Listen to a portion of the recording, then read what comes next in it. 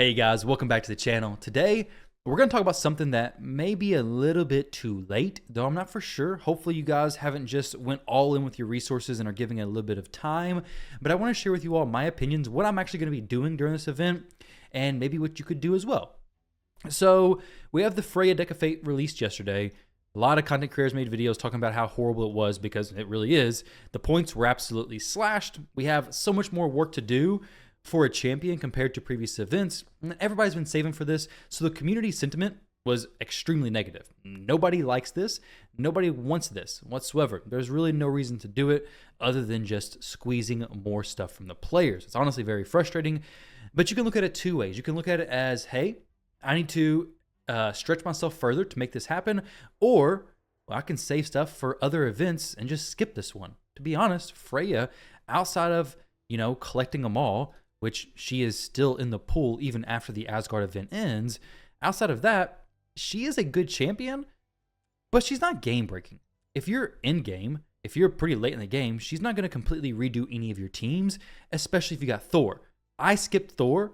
I do regret that. I didn't mean to skip him. I just missed his fusion by one copy of that epic. But either way, it's neither here nor there. I already missed the best Asgard champion outside of Odin, but Thor, I already missed him. So if I miss Freyja, it's not that big of a deal. I'm going to talk about why I'm going to skip her. But when you look at her skills, I compared her somewhat to Cify in my Freyja build video. Now, I don't think she's quite a budget Cify, because if you're using Cify to boost your defense-based nukers to hit harder and go first, Freyja's not going to do that. Freyja boosts turn meter on her A3, plus she cleanses debuffs and places a block debuffs. That's an amazing ability. But her A2 is what gives the increased defense. So she doesn't quite work like Cify does in that sense. She also doesn't bring any heals like Cify does. She hits a lot harder than Cify does. She can be justified building as a nuke. If you build Cify as a nuke champion, you're probably going to get made fun of.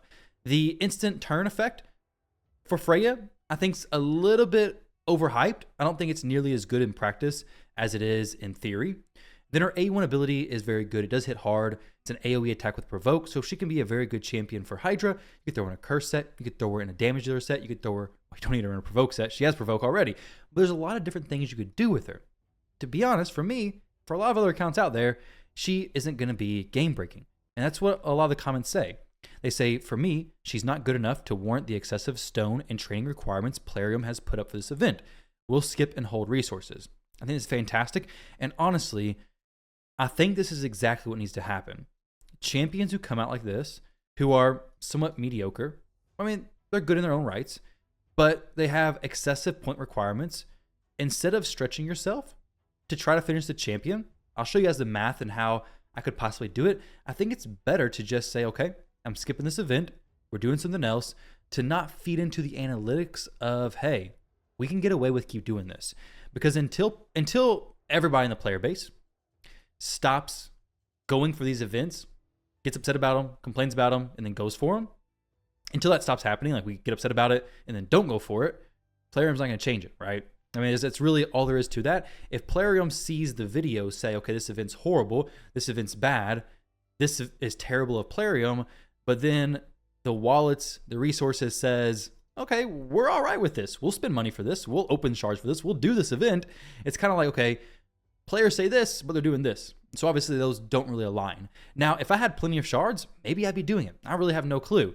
Though right now, I'm stretched to a point where I'm not using my free resources. That's also a big difference. If you're a player using your free resources, that's just going to show player, hey, I saved up stuff, I used it.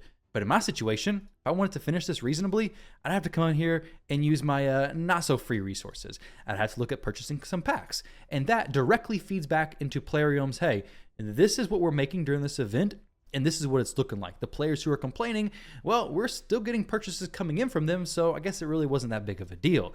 So when we're looking at some other comments in this section, somebody mentioned that Ash made a video where Plarium openly admits they nerfed the required Deck of Fate points in order to test the water, so to speak, to see how many players would actually go for Freyja. Once they gather that, they'll change future Deck of Fates. I don't doubt they'll change future Deck of Fates. They always seem to change them. But they also seem to do this where Deck of Fates involve champions or other things. They drastically change the points. It's happened before, I feel like. So I wouldn't doubt it to happen again. But who knows what's actually going to happen. Now, some other comments. Imagine, if you will, an arena defense. Okay, this is just a theory crafting team. I'll check that out later on. They destroy Wixwell. I saw this comment. I'm not really sure what that meant. Question is, as always, do you want to put good gear on her? I would say no, because she's not a good damage dealer. Okay, well, she can be a decent damage dealer depending on where you're at in the game. Let me see if there's any more comments talking about, okay, not worth it. Should we power creep quickly? This current event seems like dookie, but I think I'm going to go for Freyja. Same for me. Fantastic looking champion. Mediocre kit. Not worth the fate to get her. We'll probably pull her eventually anyways. All right, so that's the opinions. That's the different things on her. She's a good champion. She hits hard. Let's take a look at the math and why I've decided I'm going to skip her. So this looks horrible. This actually looks awful, guys. This is hard to understand. I can barely understand it. But let's go through it from the top line. If I want to finish the deck of fate, there's 40 cards. Each card flip costs 1,000 points. You could actually come in here if you had enough gems and just buy all of them. Not a good idea. Don't do that. So I'm looking at 40,000 points. If I opened up 3 Eternal Soulstones, 7 Immortal, and 50 Mortal, which is everything I have, I'm going to have 16,200 points. That's going to leave me with 23,000 points left to get from champion training. Assuming I don't want to make my analytics tell Plarium, hey, this is a good idea. We should do this. And I don't want to make any purchases. This may not be a bad deal, but I don't want to purchase this. I don't want to feed into it. And honestly, I've cut my spending back drastically in Raid over the last few months. So let's look at how much I'd be spending. And remember, I'm a big fan of, well, I like champion training. I lost Sir Nick, so I've made it my goal to actually do pretty well in champion training. So I have some champion stuff saved up.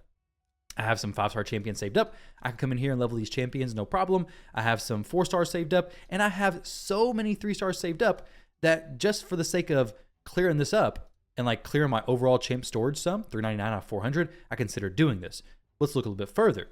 So if I took my 3-stars, 71 of them, and got them situated to where I can take them up to 4-star, then I would be looking at, after leveling a chunk of them, ranking up a chunk of them, everything like that, I'd be looking at about 1,600 points. So 1,645. At this point right here already made me think this is going to be difficult because that's going through 71 level 1 3-star champions, 17 of them to level 30, 54 of them to level 10, and then 17 being taken to rank 4. So then we come down to, okay, well, we have 17 4-stars from this. We're going to take them up, max them, get ready to take them to 5-star. That's going to be about 1,700 points right there. Now, I do have some 4-stars sitting that are already leveled up, so I don't get the full food benefit. So I was trying to be efficient with this without spending too much resources at first. And then we have a goal of 5 new 6-stars made. So the ranking up is going to be 200 runes per rank. So I'm going to get 1,000 points from that, get new champs to 5-star, or sorry, to level 50, get them ready to be leveled. Because as you can see here, I have a lot of 5-star champions who are already having some levels put into them. So we take a look at, let's see, we have Trunda, who's already level 22. We have Lady of Ireth, who's actually level 1, which is good. We have Draco level 1. But then I have a few other champions up here who I'll probably just take up to 50, so they don't have the full, 49 levels to be gained, earning more points. So I did the math based on that. We're going to get about 815 points from that. Now, I have some food already leveled up, so I don't get the full benefit of leveling food. Some of you may. I unfortunately don't. That's 1,815 points. So when I add up 1,815 plus 1,768, which is the group above here, and then add up the 1,645, this is going to be 5,228 points, which is that number right here. So when we take a look at that, that's going to mean we come here to the top. This is actually incorrect. Remaining points, I believe, is wrong because I did that math based on my total points earned from here. So my points remaining is actually 23,800 minus that 5,228 number. So that means I still have 18,000 points left to earn after going through a majority of my champion training. Could I come in here and spend a bunch of gems and do this? Yeah. Saf made a calculator where you can come in here and see, okay, these are the resources I have. This is how much energy I'm going to have to spend. Well, if it's 16,000 energy requirement, let's see how many gems that would be. 6,562 divided by 130. That's the amount of energy per refill. We're just going to say it's 127 refills times 40 gems. That is 5,000 gems that I would have to spend just for my resources, like just from the remaining amount of points from the shards and stuff that I have. That's a lot of gems. Now, my goal was to get this done by spending under 2,000 gems. 2,000 gems, okay, it's not a huge deal, but 5,000, that is how many 10 pulls? That's quite a bit, right? Like, let's see, gym shop, not that you necessarily should do this, but say you're doing it 900, so 5,000 would be like 4, or I guess 5. What's my math? What is my math? Why am I so messed up with this? I guess it's like, 5, duh. 5.5 and a half. So 5.5 10 pulls, that's 55 shards, because you get 1 extra per. So 55 summons, 55 ancients, if you wanted to do it like that. That is a bunch of energy in other areas. So for me, what it comes down to is I would be looking at spending about 10,000 energy to max out Dungeon Divers.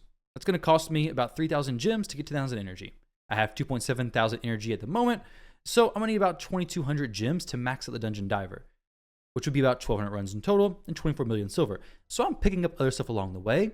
I was trying to figure out, okay, if I optimize this for Dungeon Diver, I'm not actually going for this Jeroboam fusion anyways, because it's just very busy week. We're expecting the baby to be born any moment. I knew if I went for it, I just wasn't going to finish it, so I'm just skipping this fusion anyways. But I would like to finish this event if it was going to give me points for Freyja. But the 10,000 energy spent here, really, since I'm doing specifically Dungeon Diver, 10,000 energy on champion training stuff, going for Freyja on an account that really doesn't need any champions leveled up just yet. I don't need Freyja. And then we have Odin's Trial. Honestly, I'd rather spend a couple thousand energy here and Odin's Trial tomorrow when it opens up. I'm overcapped on energy, not efficient. I was planning on actually going for this, so I claimed my 1,500 energy in my inbox. But Odin's Trial, I can drop some energy in there. Pick up some stuff that's actually going to help me. Can drop some energy in Sand Devil. Sand Devil is something I always need to work on. I can save the 5,000 gems for Sand Devil whenever a Sand Devil tournament comes around. Maybe pick up a Prism Crystal, something like that. So not only would I be dropping the, say, 5,000 gems into the Deck of Fate, but I would not be getting the potential Prism Crystal. I would not be getting the Sand Devil Oil. I would not be getting the more farming of the event dungeon. So for me, it really comes down to two things. One, the opportunity cost of going for Freyja means I'm missing out on things that will just straight progress my account more. And then two, the biggest thing is this would require me most likely to spend money to complete this in a way that is more reasonable for me without just, draining all my resources, essentially all my resources. By resources, I mean my 5-star champions. I like to use these for champion training events in the future where you have to level really quick, like archer events, Krisk events, things like that. I like to compete in those events. So it caused me to drain those resources, which I don't want to do. And if I didn't want to do that, I'd have to spend money. And since this event is so horrible, and I hate the idea of Plarium slashing and stuff like this, it just is feeling more and more dirty as time goes on. There's no reason for me to spend this money. Even $10 on a good pack to get the champion would seem like a bad choice on my part to say this event's bad. I'm going to buy this pack and get the champion because it's $10 versus, $20. Who knows? Who knows what the price would be? But spending money is out of the question. Don't want to support this event. Blowing all my resources to get this champion is out of the question. Champion's really not going to change anything.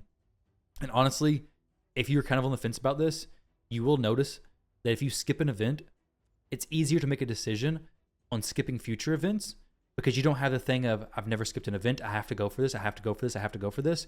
You won't have that. Trust me, I know. I missed Thor, and now I'm like, I don't really need Freyja. She's not going to do anything. She'd be shiny, be nice in my collection. She's not going to do anything. Jeroboam fusion. I intentionally am skipping this though. Like I said, our baby's due very soon, and I know there's no chance I'm going to be able to finish this fusion. Like, it's just not going to happen. So we'll see.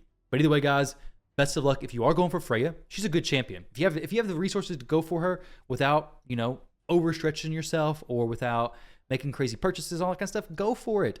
It's awesome. It's good for you. Just not good for me. It just doesn't make sense. I have some Eternal Soul Stones I can convert, but I could also, have a 6-star soul for a champion I've wanted for a long time pop up. I could transfer all these over, and then boom. Now I can buy that 6-star soul that could be an actual game-changing soul for me. Potentially. Maybe we get it for Cify. Maybe someday I just open up a Mikage 6-star soul, Who knows what it could be? But either way, guys, thank you all very much for watching the video. I hope you all enjoyed, and I'll catch you on the next one.